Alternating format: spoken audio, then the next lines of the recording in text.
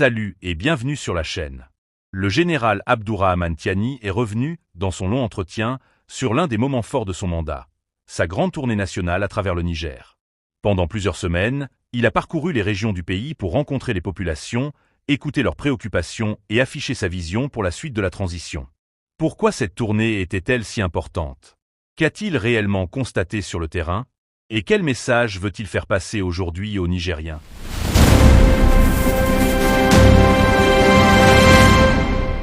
A'oudhu billahi minash shaitani rajim. Bismillahirrahmanirrahim. Rendons grâce à Allah subhanahu wa ta'ala qui nous a permis une fois de plus de nous retrouver et d'échanger sur la situation, la vie de la nation. Utilisons cette grâce pour féliciter nos forces de défense et de sécurité, féliciter le peuple résilient.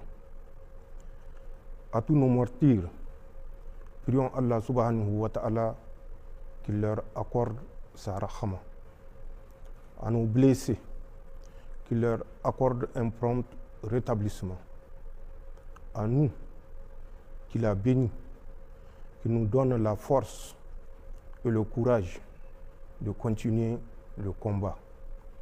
Un combat dont nous sommes sûrs, une seule issue s'offre à nous, c'est la victoire, Inch'Allah. Pour revenir à la tournée dont vous avez fait mention, effectivement, du 4 octobre 2025, nous avons initié une tournée en deux phases à l'intérieur de notre pays. Cette tournée a pour objectif essentiel de voir le degré d'adhésion et de prise de conscience de l'ensemble des Nigériens par rapport aux défis qui nous sont opposés. Cette tournée a commencé par la région de Tillabéri, si vous vous rappelez bien, où nous étions du 4 au 5, le 4 à Tillabéri ville même, ensuite le 5 à Terra.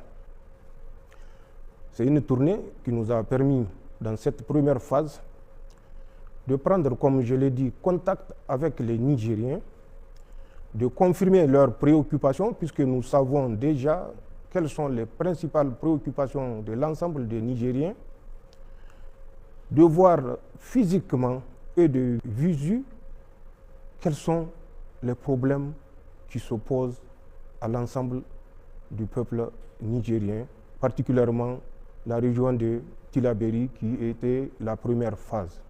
Nous avons conduit des rapports avec les forces de défense et de sécurité pour leur porter un message de félicitations, mais également un message de sensibilisation, car nous savons ceux à qui nous avons affaire et nous sommes conscients de la capacité de ceux qui sont en face de nous d'utiliser tous les moyens, même abjects, pour nous soumettre. Donc, il fallait que les forces de défense et de sécurité soient sensibilisées pour faire face à tout type de menaces, autres que les menaces auxquelles elles sont habituées, c'est-à-dire la confrontation avec les mercenaires. Nous avons également conduit un entretien à la tribune de Tillabéri, entretien au cours duquel nous avons décliné les 4 axes de notre vision pour notre pays et nous avons également, à travers des audiences, collecté, recensé les préoccupations de la population de Tillabéri. Nous avions fait une feuille de route que nous avons confortée avant de continuer sur Terra le lendemain 5 octobre. Arrivé à Terra, c'est un parcours en temps normal de 2 heures. Nous avions mis toute une journée. toute une journée, non seulement par rapport à l'accueil à Terra comme à Tillabéri qui nous a été réservé et pour lequel nous étions par devoir moral de marcher pour saluer la population qui était sortie massivement pour nous accueillir. Mais également lié à l'état de la route Farié-Terra. Je ne dirais pas la route, peut-être la piste Farié-Terra. À Terra également, nous avons tenu un rapport pour nous adresser aux forces de défense et de sécurité, les féliciter pour les sacrifices consentis, les féliciter pour le dévouement avec lequel ils servent leur patrie et les féliciter et les encourager également avec une prière particulière à nos martyrs et à toute leur famille, la grande famille nigérienne. Nous avions effectivement conduit un autre meeting à Terra. Nous avons recensé des préoccupations auxquelles nous avons tenu à apporter des réponses immédiates. Ce qui se passe est actuellement visible sur le terrain. Je n'ai pas besoin de revenir là-dessus. Après Terra, nous étions rentrés à Niamey vers 22h pour nous préparer pour la deuxième phase de la tournée dans l'ensemble de nos 8 régions. C'est ainsi que le 8 novembre, nous avions quitté pour Dosso. Dosso où nous avions tout le long du parcours été accueillis par des foules immenses. Dosso que nous avions traversé puisque l'objectif était d'aller jusqu'à Gaïa, en passant par le camp Agali, où nous avions également tenu un rapport avec les forces de défense et de sécurité. Avant de continuer également à Gaïa, nous avions une fois de plus conduit un entretien avec la population sortie nombreuse pour nous accueillir, ensuite nous écouter. Je ne ferai pas la genèse des déplacements dans les villes parce que après Dosso, c'était Tawa. Vous avez vu effectivement ce que vous avez vu sur l'itinéraire entre Dosso et Tawa, le meeting à Tawa, les entretiens avec les populations, les forces de défense et de sécurité, de nuit, avant de continuer sur Agadez, là également, et toujours par voie routière, il faut le préciser, et c'est ce qui fait la différence. Sur Agadez, de Agadez, nous étions partis à Arlit à Samaka, retour sur Arlit, nuit sur place, pour continuer le lendemain 670 km environ sur Zender. Nous avions atteint Zender vers 1h30 du matin. Tawa, c'était vers minuit. 1h30 du matin, nous avions trouvé, et sur notre itinéraire de Arlit, Agadez, Aderbisenet, Tanout, Zender, 1h30, des foules immenses, des populations mobilisées à minuit, 1h30 du matin. Nous avions également conduit le rapport avec les forces de défense et de sécurité de la zone numéro 3 de Zender, suivi de l'entretien avec la population au stade de Zender, là on dit. Après, nous avions continué sur Maradi.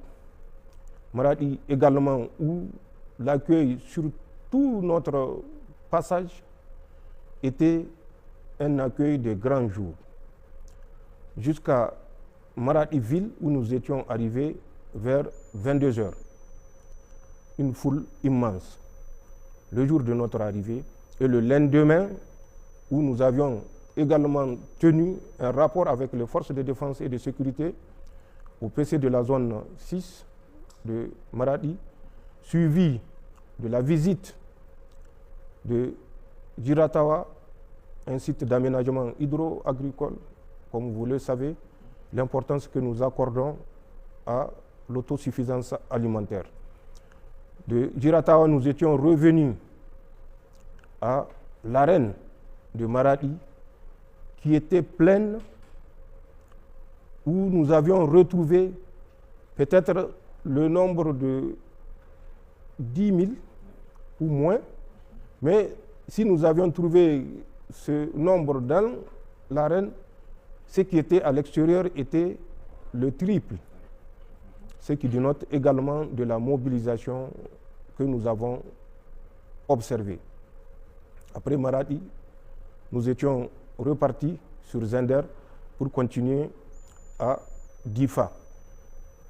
Là également, sur tout l'itinéraire, Maradi, Zender, Gouré, en passant par Goudoumaria où nous avions passé la nuit, Goudoumaria, Maïné, Difa, c'était la même mobilisation que nous avons observée. Le peuple nigérien est sorti et il nous a transmis un message. Le peuple nigérien est debout. Le peuple nigérien est plus que jamais déterminé à poursuivre le combat de la dignité, le combat de la souveraineté. Plus que nous avons vu un peuple prêt au combat, un peuple résilient et pour lequel la résilience dont il a fait preuve jusqu'alors n'est que le symptôme de ce qu'il est capable d'accomplir. Et par rapport à tout ce que nous avons observé, nous avons recensé et tiré des conclusions. Ces conclusions sont celles que je venais de dire, un peuple résilient, déterminé, digne, debout et prêt pour la lutte. Seule la lutte libère. Le peuple nigérien l'a compris et il sait que seule la lutte libère. Nous avons appliqué depuis 1958 des stratégies qui nous ont toujours maintenus sous la domination, qu'elle soit politique, qu'elle soit stratégique, qu'elle soit de défense, qu'elle soit alimentaire, qu'elle soit économique. Le peuple nigérien a compris qu'une voie est possible et cette voie, c'est celle que nous proposons à l'ensemble des Nigériens et nous avons trouvé un peuple qui a accepté cette proposition et qui est déterminé à aller jusqu'au bout. Nous avons, comme je l'ai dit, pris des préoccupations auxquelles nous nous sommes attelés à donner des réponses. Pour ce qui est de la région de Tillabéri, c'est déjà en cours. Pour ce qui est des autres régions, notamment les grandes préoccupations de la région de Dosso, c'est la création, comme vous vous rappelez, la mise en œuvre de ce projet de la grande raffinerie, le complexe pétrochimique, le port sec de Dosso, l'aéroport de Dosso, qui sont des projets, peut-être certains vont dire des projets irréalisables, mais nous sommes sûrs, Inch'Allah, ces projets seront réalisés. Mais nous prendrons le temps pour que, au moment où ces projets seront réalisés, que l'intérêt national, l'intérêt du peuple nigérien ne soit pas méconnu. C'est ce qui nous pousse à prendre tout ce temps, je l'ai dit à Dosso, pour réaliser ce que nous allons réaliser. À Tawa, les préoccupations sont également les mêmes, l'emploi, mais en plus de l'emploi, il y a le domaine de la santé, où ils ont souhaité qu'il y ait un hôpital de référence à l'image de Maradi et de Niamey. Nous avons vu, nous n'avions pas besoin que l'on nous dise, la route Tsarnawa-Tawa était totalement dégradée. c'était une préoccupation également des populations. Ensuite, les aménagements hydro-agricoles, créateurs d'emplois et d'autosuffisance alimentaire. Sur ces différents points, d'autres ont démarré, d'autres sont toujours en étude, puisque, comme je l'ai dit, nous ne voulons pas commettre les mêmes erreurs.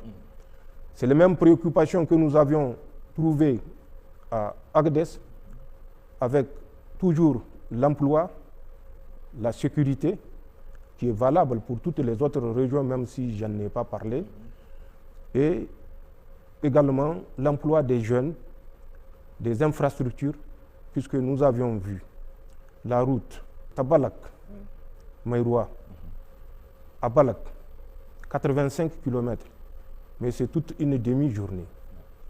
Nous avions vu la route à Balak, en allant vers Tamaya. Là également, c'était tout un calvaire, où par moment nous étions contraints de débarquer, de marcher sur des centaines de mètres, pour ne pas dire des kilomètres, et ne pas me soumettre à la foudre de ceux qui observent et qui attendent la moindre faille.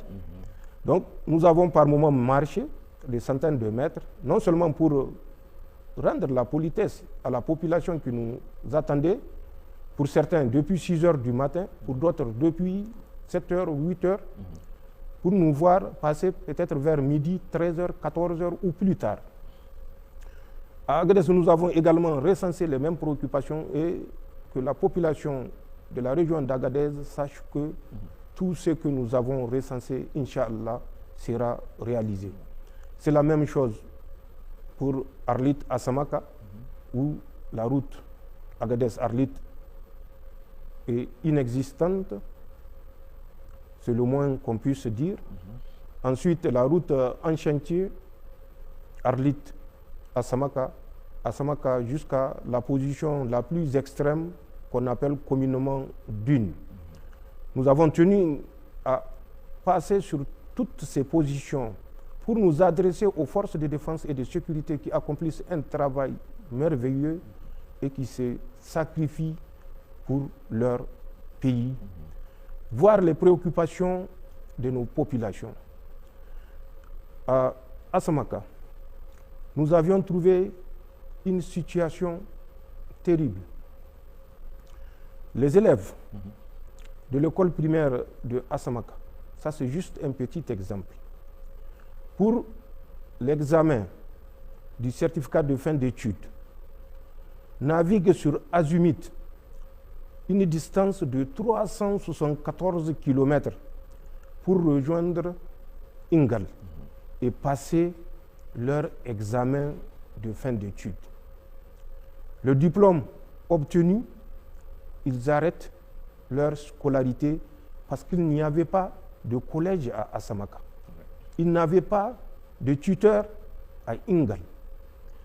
Alors que Arlit, qui se trouve à moins de 200 km, ou 120 km de route goudronnée, pouvait permettre à ces jeunes Nigériens d'aller passer leur examen en toute sécurité, sans risque de se perdre dans le désert.